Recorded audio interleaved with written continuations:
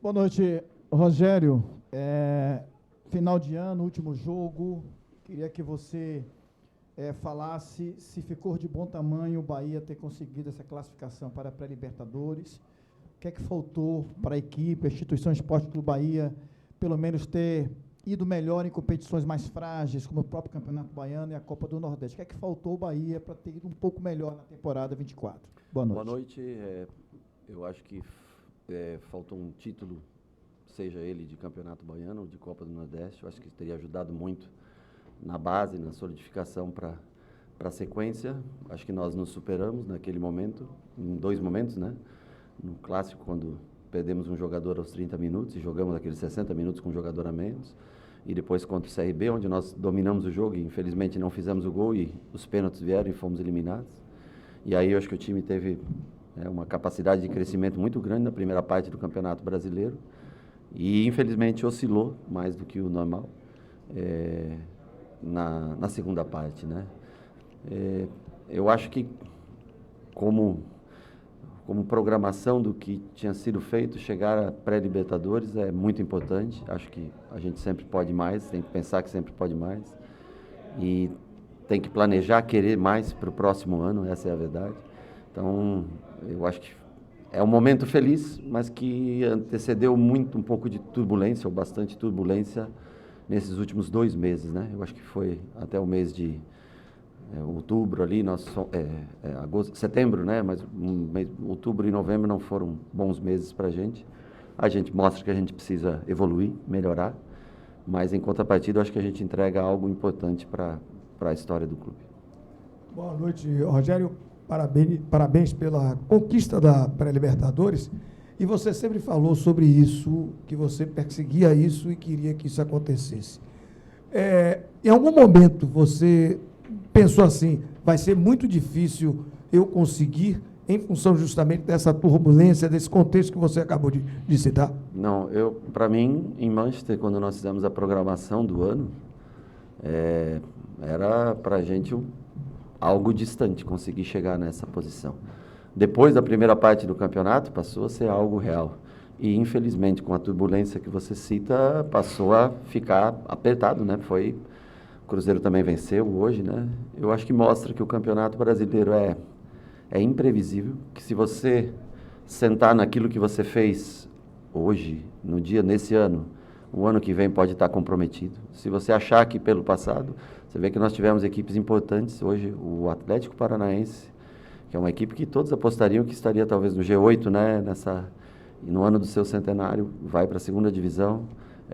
Equipes grandes do futebol brasileiro chegando na parte de trás da tabela, já mais que estão acostumadas a frequentar a G8. Então, assim, se você analisar nessa proporção, acho que foi um ano bom para o Bahia, muito melhor do que o ano de 2023. O que a gente tem é que tentar se preparar para que 2025 seja superior ao que foi esse ano de 2024. Boa noite, Rogério. Parabéns pela classificação para a Libertadores depois de 35 anos.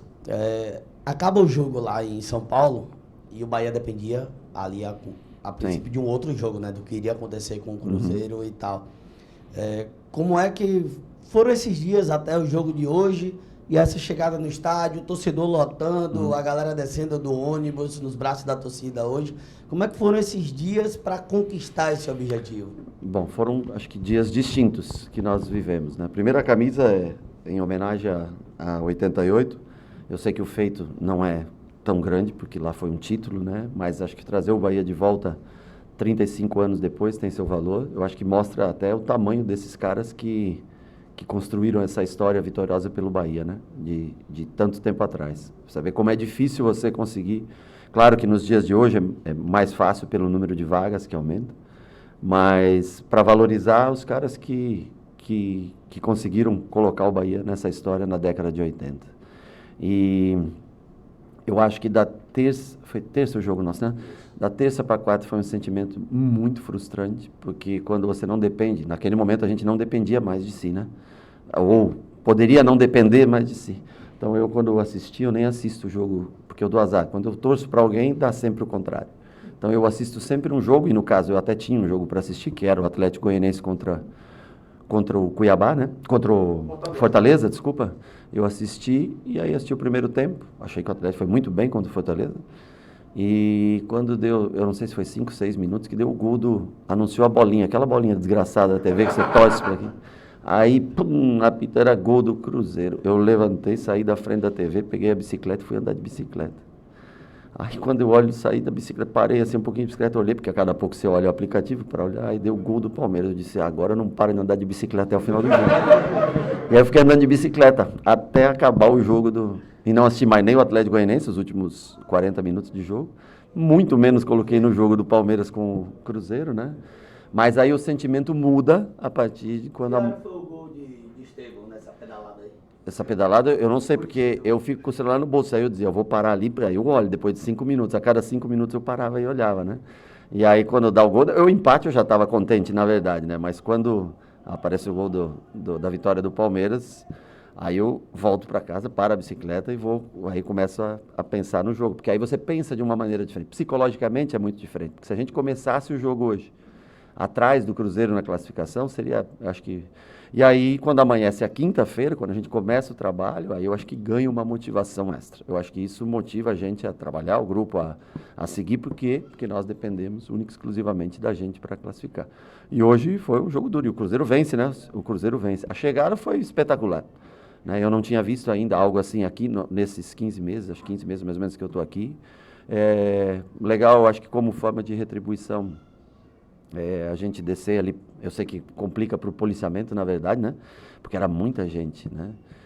Mas eu acho que é uma forma desse contato, dessa energia que teve presente durante todo o jogo, de ser estreitado esse contato em forma de agradecimento nossa, né? Do time, jogadores, comissão técnica, todos aqueles que fazem do Bahia, sustentam o Bahia no dia a dia do staff, né?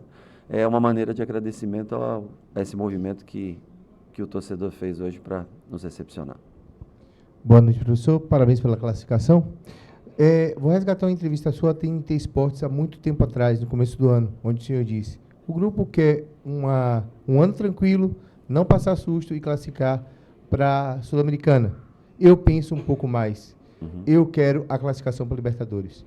Alguns atletas como Everton Ribeiro, Jean Lucas, Carlos Alexandre jogaram mais de 60 jogos no ano. E a gente viu um Bahia que poderia ter dado mais se tivéssemos reforços para substituir essas peças. Para 2025, vai haver, na sua opinião, uma reformulação para que esses jogadores não sejam tão sacrificados, também em virtude das muitas competições que aí estão por vir? Bom, eu lembro dessa entrevista que você citou, né, com o Fred, se eu não me engano, que eu fiz, né? E eu falei que, se eu não me engano, posso estar enganado, mas eu falei que nós terminaríamos o campeonato na melhor colocação da história do Bahia em pontos corridos. E a diferença é que o Grupo City é um grupo extremamente organizado e tem uma noção do futuro e eles caminham gradativamente, né? Mas eu não tenho o mesmo tempo, né? Porque o treinador, ele sofre, né? Se você não ganha, ele apanha e eu entendo, é assim que funciona o futebol, né? Então, assim, na minha maneira, nós teríamos que acelerar um pouco mais. E, infelizmente, dentro do que o grupo preconiza de trabalho, foram feitas 2 contratações na janela do meio de ano. Talvez poderíamos, o Iago praticamente jogou muito pouco, porque quando ele ia começar a jogar, infelizmente teve a lesão. O Lúcio jogou já mais na parte final, mas eu acho que serve de alerta e do que a gente tem que fazer para o próximo ano, né? Nós temos que sentar agora e fazer uma programação, algumas posições, ver jogadores que podem chegar, tem alguns jogadores em fim de contrato, né? O que a gente vai fazer? A partir de amanhã, nós vamos sentar com o Cadu e começar a planejar 2025. Eu acho que até é de interesse do grupo em reforçar cada vez mais esse time, porque eu repito para você, no Campeonato Brasileiro, e eu acho que é o mais importante, tá? As Copas são importantes, o Campeonato Regional é muito importante, pela tradição, né, do clássico, mas se você quer ter sucesso, o foco sempre tem que estar ligado no Campeonato Brasileiro. E o objetivo, assim como do ano passado, para subir posições, eu acho que nós temos que tentar, né, imaginar, e olha que a concorrência vai ser grande, porque grandes times ficaram atrás da gente. Se você analisar, né, um Atlético Mineiro, um Grêmio, Fluminense, Cruzeiro, são todos times de tradição e que também investiram muito, alguns investiram muito nessa janela do meio do ano. Infelizmente, nós não conseguimos investir tanto porque era o que estava programado. E agora eu acho que a gente pode ter uma noção melhor para o ano que vem, formatar desde o início do ano, se não no início do Campeonato Baiano, mas até o início do Campeonato Brasileiro, ter uma equipe cada vez mais forte, com mais opções, para que a gente possa revezar um pouquinho mais também esses jogadores que chegarem em determinado momento e sentiram um pouco de cansaço. Boa noite, Rogério. Douglas Santana, do site BNews. Aproveitando uma matéria, né, feita pelo GE ao longo da última semana, o Bahia vem decidindo sua vida sempre na última rodada. Né? 2021 cai na última rodada para a Série B, 2022 crava o acesso na última rodada, 2023 se salva da Série B na última rodada, esse ano conquista a vaga na Libertadores na última rodada. Aproveitando sua experiência, né, dentro do futebol, onde que o Bahia pode melhorar para que consiga alcançar esse objetivo um pouco mais cedo e aliviar até mesmo a angústia do torcedor que sofreu muito durante esse ano? E um segundo ponto, em que palavra você resume esse último ciclo do ano passado de quase cair para a oportunidade de poder viver uma glória eterna no ano que vem? Eu acho que resumir com uma palavra é muito difícil, mas se fosse talvez uma palavra, eu colocaria evolução, que você acabou de citar, né? Em 2022, subiu na última rodada, é isso que você falou? Em 2023, não caiu na última rodada. Em 2024, classificou-se para uma pré-Libertadores na última rodada. Depende do tamanho do seu objetivo. Quando o seu objetivo quanto maior for o seu objetivo, acho que mais difícil fica. Mas eu cito para a gente não se acomodar. Eu acho que esse é o principal. Nós chegamos a uma vaga de Libertadores, que é importante, de pré-Libertadores, e nós não sabemos o tamanho da dificuldade que nós vamos encontrar, porque é difícil, né? Tanto que o campeão da Libertadores sai de uma vaga de pré-Libertadores, para você ver o quanto é difícil você jogar uma pré-Libertadores. Então, eu acho que é uma evolução. Claro que o torcedor, ele sempre quer o título, e ele quer o título baiano, o título da Copa do Nordeste, ele quer o título brasileiro. E eu acho que o que a gente tem que acostumar é viver isso. Um time que joga várias vezes Libertadores, ele vai estar credenciado. Um time que joga várias vezes Sul-Americana, ele vai estar credenciado para subir. E um time que vai se acostumando a vencer desde Campeonato Baiano, ele estará mais apto a decidir. É por isso que alguns times, né, o Flamengo, um Palmeiras, um Botafogo do ano passado, amadurece, cresce, e ele está mais acostumado a viver momentos decisivos. Quanto mais você acostuma a viver momentos decisivos, mais preparado em tese você estará. Boa noite, Rogério. Logo após o apito final do jogo, Adriel saiu correndo da área técnica do Bahia para abraçar Danilo Fernandes, que estava deitado no chão. Como é que os goleiros enxergaram esse rodízio que foi feito nas últimas rodadas do Brasileiro e o que eles passaram para você? Bom, primeiro que eles têm uma relação entre eles muito boa. E eu acho que um apoia o outro em momentos especiais, parabeniza, como foi o caso de hoje, do Adriel para o Danilo, e também sofrem juntos, apesar de ser uma posição única, né, que só um joga, mas a relação, eu acho que desde a minha época com outros goleiros, a relação é sempre de muita amizade, porque é um convívio. O goleiro é uma peça estranha, mas ele está sempre unido ali, sempre próximo, faz tudo diferente dos outros, tem um treinador especial para eles, mas eu acho que eles são muito unidos, né? E eu fico também muito feliz pela atuação do Danilo.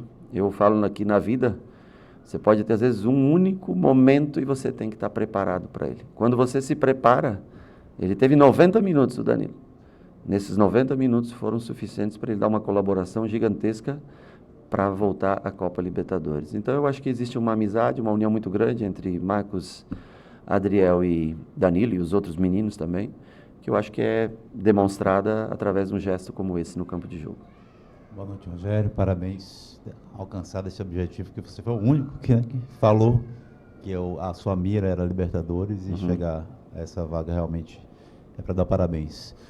Mas a minha pergunta, eu fiz essa pergunta para você 2 vezes ao longo das coletivas aqui na temporada, que era em relação a essa falta da mesmo nível de concentração, de intensidade do time dentro e fora de casa. E nas 2 vezes que eu perguntei, a tua resposta para mim foi: eu não sei por que isso acontece. Né? Assim, a gente se prepara psicologicamente, eu não sei o que isso acontece. E seguiu acontecendo, mesmo depois. Como é que você pretende passar a saber por que isso acontece? para poder sanar isso em 2025? Você está mirando de alguma maneira? Na verdade, muitas vezes eu até sei, mas eu não vou falar para você por que acontece. Porque eu não posso responder, claro, infelizmente, tudo que eu gostaria de responder, por uma questão que tem coisas que são internas, né? Eu acho que o que melhorou foi só que nós ganhamos do Cuiabá fora de casa nessa reta final, né? Que foi a vitória que eu acho que deu a condição de estar hoje aqui. Eu acho que nós temos que criar mais personalidade, maturidade, acreditar que nós tivemos, acho que só 4, né, vitórias fora de casa e 11 em casa, né? Acho que foi isso. Tentar não ter uma disparidade tão grande em pontuação. Acho que todos no Campeonato Brasileiro, acho que não sei se tem alguém que conseguiu mais pontos fora do que em casa, mas a maioria vai conseguir os seus pontos. Os times que jogam na primeira prateleira conseguem seus principais pontos em casa. Mas nós temos que ter um equilíbrio um pouco maior, deixar que essa distância diminua entre jogos fora e em casa. Né? Muitas vezes, para ter um time mais físico fora de casa, que era uma opção que nós não tínhamos tantos jogadores de altura, de força física, né? O nosso meio-campo é montado, o Nico passou 10 meses fora, Rezende passou muitos meses fora, que são os 2 jogadores que poderiam dar um pouco mais de força no meio-campo. Aí você vai dizer, mas por que você não começou com o Nico hoje? Porque hoje era um jogo que eu precisava ganhar. E se eu precisava ganhar, eu precisava do Caio para construir. Então, por isso que o Nico não começa o jogo de hoje. Se fosse um jogo fora de casa, como foi contra o Corinthians, a gente poderia ter utilizado. Mas então, para 3 zagueiros, nós só tínhamos 3 zagueiros durante boa parte do tempo, né? E assim, principalmente jogos em casa, é necessário você arriscar um pouco mais. Mas eu acho que nós temos que encontrar esse equilíbrio, essa maturidade, aumentar sempre a confiança, porque nós temos que fazer campanha melhor fora de casa no próximo ano. Temos que estar mais maduro, fazer mais pontos do que nós fizemos nesse ano. Rogério, boa noite e parabéns pela classificação e objetivo alcançado. Acho que uma das grandes magias e pontos do futebol é o torcedor. Sim. O torcedor que hoje está comemorando, está feliz, amanhã está xingando, sim, e reclamando e cobrando. E lidar com esse termômetro da torcida é algo que você viveu nesses 15 meses de Bahia, ou pouco mais que isso. Você chegou a comentar agora há pouco que o Campeonato Brasileiro, de fato, é o principal objetivo do Bahia. Eu acho que deveria ser a linha ser seguida sempre o Campeonato Brasileiro. Exato. E hoje a gente acaba conquistando uma vaga na Libertadores, que com certeza vai ser o grande objeto de desejo do torcedor, pelo menos de uma fase de grupos, de avançar dessas fases e chegar até lá. Como vai ser lidar com esse lado do torcedor e fazer com que ele entenda que essa equipe pode chegar, que essa equipe vai chegar nessa fase de grupos da Libertadores? Bom, eu acho que é um desafio sempre, porque é um sorteio, você pode cair contra um time, um campeão de Libertadores, você pode cair numa fase pré-Libertadores, que tem a história, que é o que eu falo, que chegue mais vezes. Claro que o nosso objetivo, porque hoje todo mundo está feliz com a pré-Libertadores. Quando chegar fevereiro, que é a data que nós vamos jogar, todo mundo estará somente feliz se você conseguir passar a primeira fase a segunda, né, que é a primeira nossa, né? Porque senão ela te tira o direito, é estranha, né? Porque você vai para um primeiro jogo de pré-Libertadores, se você perde, você está fora até da Sul-Americana. Então, eu acho que isso requer acelerar um pouco o processo de montagem para o elenco do ano que vem. Isso, né? Nós temos a nossa pré-temporada, nós temos o Campeonato Baiano, a Copa do Nordeste, e até nós estamos voltando antes de Girona, pelo início da Copa do Nordeste, pelo formato diferente, diminui-se um jogo de competição. Então, nós preferimos voltar 2 dias mais cedo, voltar dia 20 ao invés do dia 22, para jogar esse jogo de Copa do Nordeste, que deve ser dia 22 ou 23. Mas nós temos que, essa pré-Libertadores, ela é difícil. Você vê, eu te falo, o Bragantino, na primeira fase da pré-Libertadores, se eu não me engano, ano passado, eu não lembro quanto é que eles jogaram, mas eles passaram nos pênaltis. Águilas Douradas, acho que é isso, passaram nos pênaltis. Então, assim... Oi? Desculpa. E aí pegou o Botafogo. E aí pegou o Botafogo. Então, o quão é difícil, o quão você também, o sorteio tem que trazer algum benefício, você tem que torcer para ter, porque para o Bahia, é uma experiência nova, né? Eu acho que vai ser uma nova experiência, né? Muitos de vocês aqui não viram o Bahia numa Libertadores, né? E eu acho que vai ser uma grande experiência para os mais jovens aqui.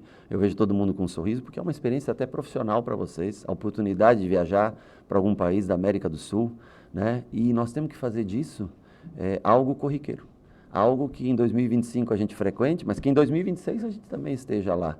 E eu acho que é a melhor maneira de fazer com que o clube cresça, com que o clube se firme num cenário internacional, além do cenário nacional. Agora, para isso é difícil. Você tem, além do investimento, você tem trabalhar duro todos os dias, né, para conseguir essa oportunidade. Eu acho que vai ser um desafio preparar o time já para fevereiro ter uma, mais ou menos como foi a Copa do Brasil esse ano, né? Eu acho que de positivo também, se eu não me engano, por estar entre os 8, a gente não joga as 2 primeiras fases de Copa do Brasil, né? Vem para a terceira fase, então isso já é também um alívio, porque já são todos jogos decisivos daí, né? Mas vamos tentar se preparar bem, vamos tentar acertar em contratações, investimento, não dar tiro errado, porque as pessoas têm um conceito que o Bahia tem dinheiro infinito. Não, eu posso garantir para vocês que não é assim que funciona. Se tiver alguma oportunidade, nós vamos ter que ser mais assertivos do que fomos anteriormente para usufruir melhor desses jogadores, porque o futebol ele está muito, mas muito, muito caro. Cada dia mais difícil de você conseguir montar um grande time. Rogério, antes da pergunta, né, eu queria lembrar rapidamente o seguinte: você é uma pessoa de posição forte, né? Você gosta de expressar o que você pensa. E todos que gostam de expressar o que pensa, às vezes paga preço, né? Porque a gente tem que assumir também aquilo que a gente expressa. Né? E eu lembro da primeira coletiva que você brincou e disse: eu ainda não perdi. Você não vai me bater, não. Agora já perdi várias, agora você pode. Né? Mas assim, o que é que eu queria lembrar? A gente sempre compra uma pule, né? A gente fala aqui na Bahia, em Bombaianense, que a gente compra uma pule. Ou seja, a gente marca uma posição. E às vezes é duro. Eu falo muito por mim, porque foi difícil. De tudo que eu fui chamado, porque achavam que eu deveria pegar em seu pescoço e sacudir. E eu não. Preferia lhe perguntar coisas objetivas, técnicas, que você respondesse. E hoje eu estou muito feliz, de coração. Porque você conquistando um objetivo me tira um peso imenso, porque tudo que falaram caiu por terra, né? Primeiro que os perus e puxa-sacos caíram por terra, porque só queria presepar, e agora vai presepar no raio que o parta, e aí quem está falando sou eu. Eles vão presepar nos quintos dos infernos, porque o objetivo foi alcançado. Então significa que a pública que eu comprei está certa. Obrigado. Então, por isso, obrigado também ao torcedor. Na verdade, eu, enquanto torcedor, pude ver meu time na Libertadores. Na verdade, a gente erra e acerta durante o caminho, né? Eu acho que o importante é atingir o objetivo do que foi planejado, né? E eu não acho assim, eu acho que você poderia ter pegado no pescoço algumas vezes e, logicamente, em outras elogiado, que faz parte dessa relação. E eu fico feliz em entregar para o torcedor algo que até mesmo a gente, quando programou no início do ano, algo maior, porque, eu repito, eu não tenho o mesmo tempo, eu admiro muito a sensatez e a forma como o grupo administra tudo. É muito legal de ver. Os caras são... É diferente. Escuta, há SAFs e SAFs. Eu sei que você vai me dizer, mas tem SAF que ganha aqui. Mas os caras, eles são concentrados naquilo, eles planejam o futuro. E eu acho que caminha talvez um pouco mais lento do que algumas pessoas imaginavam. Mas caminha. E você sabe que vai caminhar. Então, só que o meu tempo, ele é diferente. O nosso tempo é diferente, né? Então, por isso que eu tento sempre acelerar um pouco mais, porque a gente precisa ganhar, a gente precisa ser campeão, a gente precisa botar título na parede, quadro na parede, né? A classificação foi muito legal. Mas eu acho que, assim, a gente não é imune a críticas, logicamente que as críticas fazem parte, porque às vezes a gente é. E os elogios também, hora ou outra, também são importantes. E aí sim vem a pergunta, que você citou. Eu gosto de ficar por último, porque às vezes a gente analisa o que, é que se fala também. Você citou o Botafogo. E talvez para o projeto do Bahia, o Botafogo seja o principal parâmetro. Porque o Botafogo chega ao terceiro ano de uma SAF e vem outra palavra que você usou também aí, que foi usada aqui, maturidade. Ou seja, o Botafogo amadureceu. Um primeiro ano de Sul-Americana, um segundo ano de boa parte de liderança e sucumbe, vai para uma pré-Libertadores, mas num terceiro ano, onde ele não só se garante na fase de grupo, como ganha a Libertadores e ganha o Brasileiro. Nesse movimento novo de SAF, o que é que você espera tirar de proveito, tanto dessa questão financeira que as SAFs trazem, mas também dos exemplos deixados, como do próprio Botafogo, tá? Que conquista porque faz os investimentos, como você disse, assertivamente e obtém os resultados. E para você, esses últimos 2 meses foram os piores do seu trabalho, do ponto de vista de entrega de resultados? Sem dúvida foram os mais difíceis. Nós chegamos aqui numa situação muito difícil no ano passado, sobrevivemos, né? E esse ano, eu acho que falhamos não ter vencido o Campeonato Baiano. E os 2 meses agora foram os 2 meses com resultados mais negativos, o que pesa bastante. Eu acho que primeiro o scout do Botafogo foi muito assertivo mesmo, né? Consegui achar jogadores, logicamente, que alguns jogadores com muito dinheiro é um pouco mais fácil de você encontrar, mas teve outros jogadores que foram muito bem contratados. É um estilo de força muito grande. Mas não duvide que Ferran Soriano, nesse momento, está provavelmente tentando entender o que eles fizeram e o que nós podemos fazer. Eu penso isso. Conhecendo o Grupo City, conhecendo como eles funcionam aqui, como o Raul, Cadu e as informações que são entregues a Manchester, eu tenho certeza que eles vão querer entender como que deu certo lá e nós vamos tentar fazer também aqui. Então, esse é o principal. E os 2 meses últimos, sem dúvida, foram difíceis. No mundo do futebol, é muito difícil você... Eu nem gosto de conviver com a derrota, mas ela é inerente ao mundo do futebol, né?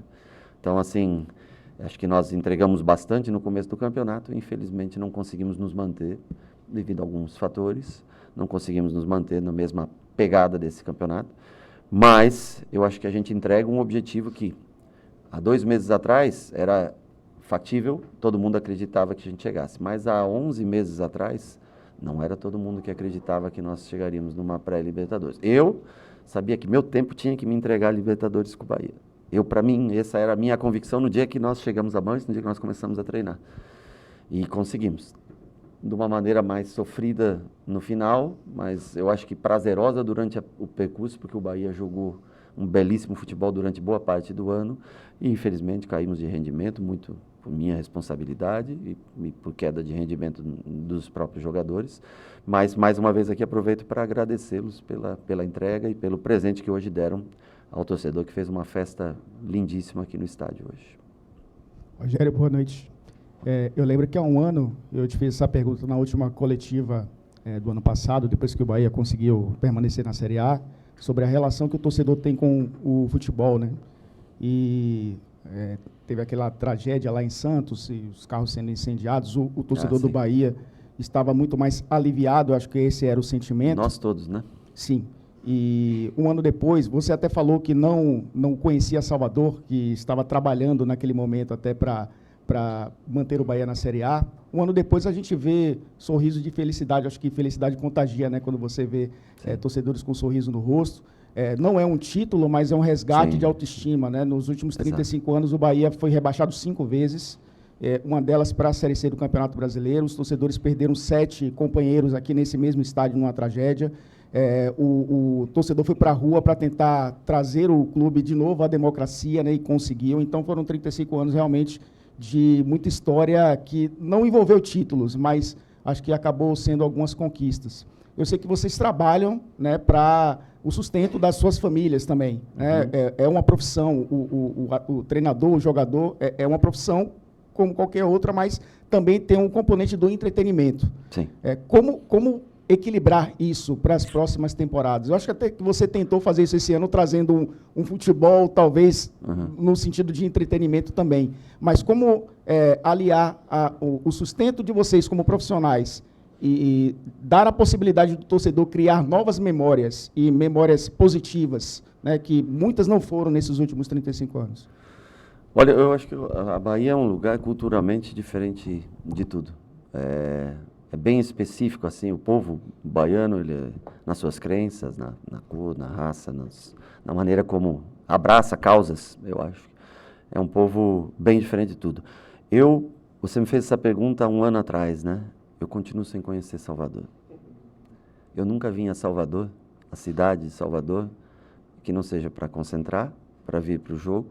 Então, assim, eu ainda devo um dia... Quero, como férias, daí passar para conhecer bem Salvador. Mas aprendi a entender, a sofrer também com os gritos na arquibancada, que ninguém gosta de ser vaiado, mas que é inerente ao futebol, acontece, eu entendo perfeitamente isso. Mas eu acho que nós temos que seguir crescendo, formar um time mais forte fisicamente, que consiga competir mais em determinadas situações. Eu acho que nós tentamos...